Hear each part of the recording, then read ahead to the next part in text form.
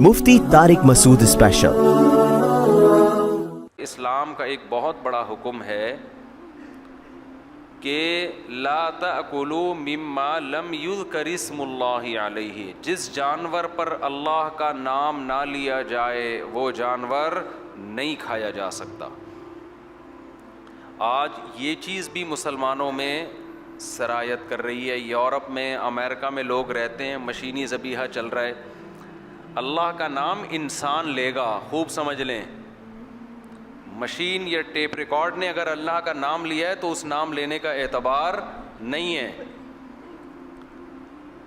اس لیے مشینی ذبیحہ بھی اسلام میں حرام ہے۔ جانور جب کٹے گا تو پہلی شرط یہ کہ مسلم ہو یا اہل کتاب ہو، اس کے علاوہ کوئی اگر ذبح کرے گا تو اس کا ذبح کیا ہوا جانور حلال نہیں ہے، مسلمان ذبح کرے یا یہودی یا عیسائی۔ دوسری بات، اللہ کا نام بھی لے اس کے اوپر۔ سمجھتے ہیں کہ نہیں سمجھتے؟ مسلمانوں میں اگر کوئی پکا مشرک ہے 2 اور 2 4 کی طرح، تو اس کا بھی ذبح کردہ حلال نہیں ہے، کیونکہ وہ اہل کتاب کے حکم میں نہیں ہے، بلکہ وہ زندیق کے حکم میں ہے، مرتد کے حکم میں ہے، اس کا بھی ذبح کیا ہوا حلال نہیں۔ تو اگر آپ کو خامخواہ میں شک وہم نہیں کرنا چاہیے کہ گوشت آ رہا ہے تو اب آپ بوٹیاں لے کے گھوم رہے ہیں کہ قصائی سے تحقیق کریں اس کو ذبح کس نے کیا تھا، پھر مذبح خانے پہنچے، وہاں سے بندہ بلوایا، پھر اس سے کلمہ پڑھوایا، اس کے ٹیسٹ کروایا لیبارٹری۔ اتنی ٹینشن کی ضرورت نہیں ہے۔ مسلم کنٹری میں رہتے ہیں تو 99.9% غالب یہی ہے کہ مسلمان نے ہی ذبح کیا ہوگا، لیکن پھر بھی اتنی احتیاط کر لیا کریں کہ بعض دفعہ قصائی کے بارے میں پہلے سے پتہ ہوتا ہے کہ یہ مسلمان نہیں ہے، یا مسلمان تو ہے لیکن نام کا ہے، اس کے عقیدے 100% شرکیہ ہیں۔ 100% کیا ہیں؟ شرکیہ۔ اب یہاں بھی خوب سمجھ لیں کہ اگر کسی کا عقیدہ 100% شرکیہ ہے تو چاہے وہ اتنی بڑی داڑھی ہو، کتنا تہجد کا نشان ہو، اس کا ذبح کردہ جانور حلال نہیں ہے، اس سے نکاح کرنا جائز نہیں ہے، اس کے پیچھے نماز بھی جائز نہیں ہے، نماز نہیں ہوگی۔ تو امت میں جوڑ پیدا کرنے کے لیے اتنا جوڑنا کہ دین ہی کا بیڑا غرق ہونا شروع ہو جائے۔ اب اگر کوئی کہ قادیانیوں سے بھی جوڑ پیدا کرو تاکہ امت میں جوڑ پیدا ہو، ان کے پیچھے بھی نمازیں شروع کر دو، تو بھائی ایسے جوڑ سے توڑ ہی بہتر ہے، ٹھیک ہے نا؟ ایک باؤنڈری ہے اسلام کی، اس کو تھوڑی کراس کیا جائے گا۔ مسلمان ہونا ضروری ہے یا یہودی ہونا یا عیسائی ہونا، وہ ذبح کرے گا اور اللہ کا نام لے گا تو وہ ذبح ہمارے لیے حلال۔ اگر ذبح کرنے کے لیے ضروری ہے کسی الگ آلے سے ذبح کرے، وہ کسی نے اپنے دانت سے کاٹ دی جانور کی گردن، وہ حلال نہیں ہے، کیونکہ بعض ایسی ڈاکومنٹریز آتی ہیں مرغی پکڑی اور دانت سے اس کو ذبح کر دیا، تو یہ حرام ہو جائے گی بالکل۔ الگ سے کوئی چاقو ہونا چاہیے۔ اسی طرح اپنے ہی ناخن سے اس کا گلا کاٹ دیا تو بھی حلال نہیں ہے، حرام ہے۔ الگ سے کوئی آلہ ہونا چاہیے، آپ کی باڈی سے الگ ہو کوئی، سمجھتے ہو؟ کیونکہ پچھلے صورت میں اللہ نے بیان کیا والمنخنقۃ والموقوذۃ والمتردیۃ والنطیحۃ، 4 قسم کے جانور اللہ نے حرام قرار دیے ہیں، جو گلا گھونٹ کے مارے جائیں، جو جانور دوسرے جانور کو سینگ مارے اور یہ جانور مر جائے، یہ بھی آپ کے لیے کیا ہے؟ حرام ہے، چاہے سارا خون بہہ جائے اس کا۔ والمتردیۃ، جو بلندی سے گر کے مر جائے، والنطیحۃ، جس کو دوسرے نے سینگ مارا، والموقوذۃ، جس کو پتھر سے مارا جائے۔ اس سے پتہ چلتا ہے کہ خوب زور سے آپ نے بسم اللہ اللہ اکبر پڑھ کے جانور کو زور سے پتھر مارا اور جانور مر گیا، وہ جانور اللہ کا نام لینے کے باوجود بھی حلال نہیں ہے۔ اب اس سے خوب سمجھ لیں گولی کا شکار حلال ہے یا نہیں ہے، یہاں سے مسئلہ واضح ہوگا۔ دیکھو گولی جب جانور کے جا کے لگتی ہے، تیر کا شکار حلال ہے، تیر کا۔ اگر آپ نے جانور پہ تیر مارا، ارطغرل کا ڈرامہ دیکھ کے بسم اللہ اللہ اکبر پڑھ کے آپ نے مارا تیر جا کے ہو گیا اس کے پیوست، شریعت کہتی ہے آپ فوراً جانور کی طرف بھاگو اور جا کے اس کو ذبح کرو، لیکن آپ بھاگے اور ذبح کرنے سے پہلے ہی اس کا انا للہ ہو گیا تو بھی جانور کیا ہے؟ حلال ہے۔ آپ کو چونکہ ذبح کا موقع نہیں ملا. لیکن یہ حلال ہے تیر کا, کیونکہ تیر میں دھار ہوتی ہے.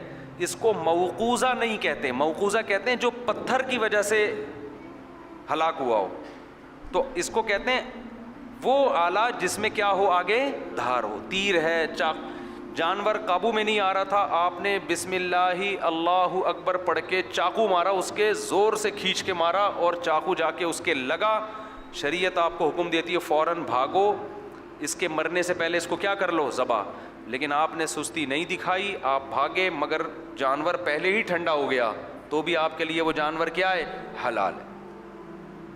اسی طرح اللہ نے اس سے پہلی صورت میں جہاں یہ 4 جانور حرام قرار دیے نا, ان میں یہ بھی بتایا کہ جو شکاری کتا جس کو تم نے سدھایا ہوا والمکلبین, اس کتے کو بھی اگر تم شکار پہ اللہ کا نام لے کے چھوڑتے ہو اور وہ کتا ما امسکنا علیکم تمہارے لیے شکار کرتا ہے. کتا آپ نے چھوڑا بسم اللہ اللہ اکبر پڑھ کے, ہرن پہ چھوڑ دیا آپ نے, کتا تگڑ تگڑ تگڑ تگڑ بھاگ رہا ہے, ہرن کو پکڑا گرایا. شریعت آپ کو حکم دیتی ہے آپ بھی کتے کے پیچھے پیچھے بھاگیں, ٹھیک ہے نا. اسپیڈ یقیناً آپ کی کم ہوگی, اگر آپ کی بھی اسپیڈ ہوتی تو پھر کتا پیچھے ہوتا, آپ آگے ہوتے. تو ظاہر ہے کتے کی اسپیڈ تیز ہے, تبھی تو آپ نے کتا رکھا ہوا ہے. کتا اسپیڈ سے بھاگا اور اس نے ہرن کو دبوچ لیا. دبوچنے کے بعد وہ کتا اس ہرن کو پکڑ کے آپ کی خدمت میں پیش کر رہا ہے. شریعت حکم دیتی ہے جلد سے جلد جا کے اس کو کیا کر دو, ذبح. لیکن ذبح کرنے سے پہلے اس ہرن کی جان نکل گئی تو بھی وہ ہرن آپ کے لیے حلال ہے, کیونکہ کتا بھی آلہ جار ہے, کیونکہ نوکیلے دانت ہوتے ہیں نا دھار والے, تو وہ بھی چاقو اور تیر ہی کے حکم میں ہے, سمجھتے ہیں.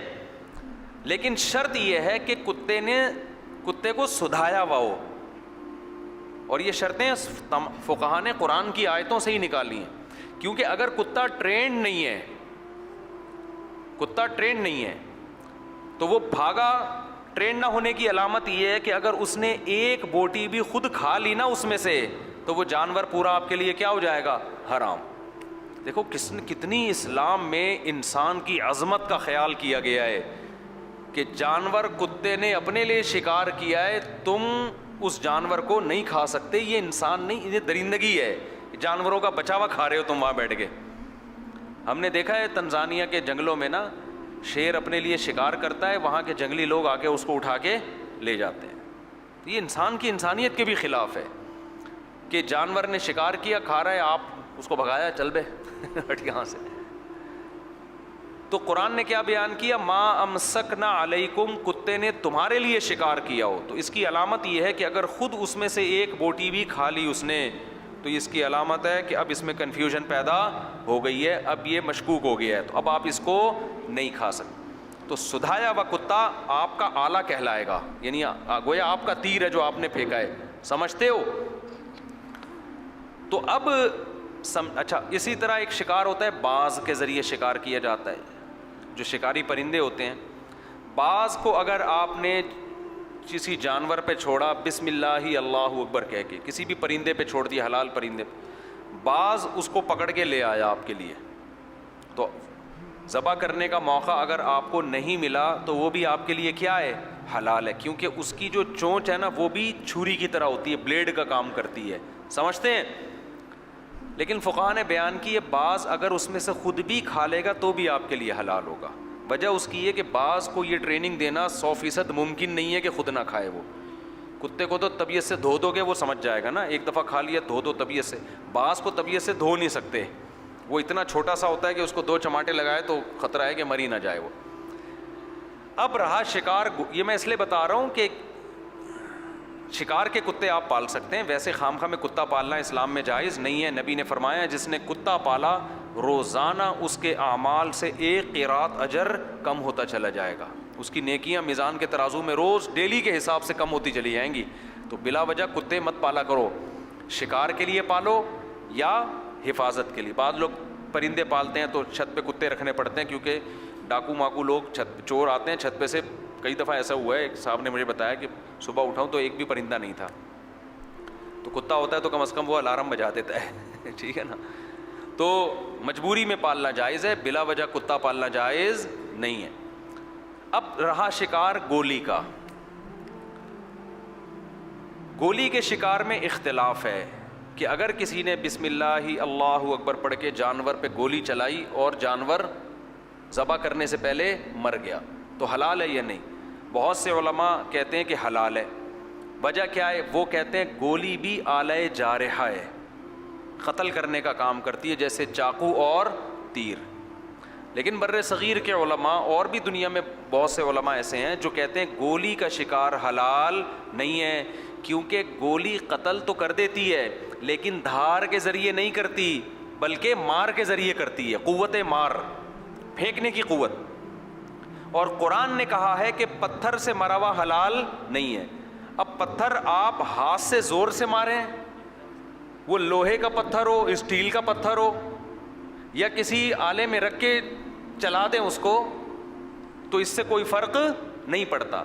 یہی وجہ ہے کہ اس پر تمام فقہا کا اتفاق ہے کہ اگر آپ نے پتھر اتنی زور سے مارا کہ اس کو خون نکال دیا تو بھی جانور حلال نہیں ہوتا.